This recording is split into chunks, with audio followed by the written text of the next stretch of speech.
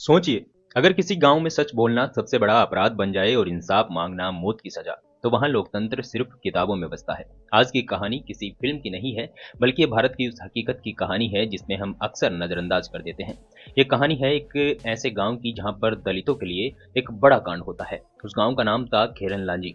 महाराष्ट्र के भंडारा जिले के एक छोटे से गांव खेरन लांजी, जो कि बाहर से काफी शांत लेकिन अंदर से जाति की आग में जलता हुआ प्रतीत होता था। यहाँ सब साथ तो रहते थे, लेकिन सब बराबर नहीं थे। और इसी गांव में रहती थी एक साधारण सी दलित महिला जिसका नाम था सुरेखा भोट मांगे। सुरेखा कोई नेता नहीं थी, न कोई आंदोलनकारी थी। वो सिर्फ एक माँ थी जो चाहती थी कि उसके बेटे बिना डर के जी सके। पति की मौत के बाद वो अकेली ही परिवार को संभाल रही थी। थोड़ी सी जमीन थी और वही जमीन गांव के दबंगों की आंखों में चुभ रही थी। वो नहीं चाहते थे कि इस एक जो दलित घर है उसके पास जमीन रहे, क्योंकि जमीन पर वही लोग अधिकार करना चाहते थे। और यहीं से कहानी ने खतरनाक मोड़ लिया। जब सुरेखा को जमीन पर कब्जे की कोशिश हुई तो उसने चुप रहना नहीं चुना। वो थाने गई, शिकायत दर्ज करवाई और खेरन लांजी में एक दलित औरत का इतना साहस कई लोगों को नागवार गुजर गया। गांव में बातें फैलने लगी, ज्यादा बोलने लगी है, हमको नीचा दिखा रही है, सबक सिखाना पड़ेगा। ये शब्द सिर्फ गुस्से के नहीं थे, ये शब्द एक सामूहिक फैसले की शुरुआत थे। एक ऐसा फैसला जो अदालत नहीं बल्कि जातियां तय किया करती थी। फिर दिन आया 29 दिसंबर 2006 का। उस दिन शाम का वक्त था और सूरज ढल रहा था। उसी के साथ इंसानियत भी डूब रही थी। लाठियां उठी, भीड़ जमा हुई और सुरेखा के घर का दरवाजा तोड़ दिया गया। जो हुआ वह सिर्फ अपराध नहीं था, वो एक संदेश था कि सुरेखा और उसकी बेटी प्रियंका को घर से बाहर घसीट कर लाया गया। जो हुआ वो सिर्फ अपराध नहीं था, बल्कि पूरी तरह से एक संदेश बन चुका था। सुरेखा और उसकी बेटी प्रियंका को घर से बाहर घसीट कर लाया गया। पूरे गांव के सामने माँ और बेटी के साथ सार्वजनिक रूप से बलात्कार किया गया। लोग देखते रहे, लेकिन कोई नहीं बोला।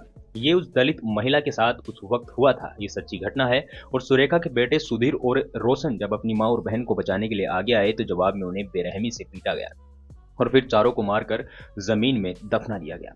रात खत्म हुई और पूरा गांव सो गया, लेकिन इंसानियत हमेशा के लिए मर गई थी। अब आप सोच सकते हैं कि एक पूरे परिवार को एक पूरी रात में महिलाओं के साथ बलात्कार और उसके बाद उनके जो लोग थे, उनके जो लड़के थे, उनको भी मारकर जमीन में दफना दिया गया हो। कितना विभत्स और कितना भयंकर कांड हुआ होगा। ऐसा एक दलित परिवार के साथ हुआ। अगली सुबह सबसे खतरनाक थी, क्योंकि सब जानते थे कि आखिर रात को हुआ क्या था। लेकिन पुलिस रिकॉर्ड में लिखा गया कि आपसी विवाद था। न बलात्कार का जिक्र हुआ, न जाति का, न भीड़ का। क्योंकि सच लिख दिया जाता तो सिस्टम पर सवाल उठने लगते। धीरे धीरे सच्चाई भी बाहर आ चुकी थी। पोस्टमार्टम रिपोर्ट सामने आई, दलित संगठनों ने आवाज उठाई और फिर महाराष्ट्र की सड़कों पर गुस्सा फूट पड़ा। खेरन लांजी अब सिर्फ एक गांव नहीं रहा, बल्कि एक प्रतीक बन चुका था।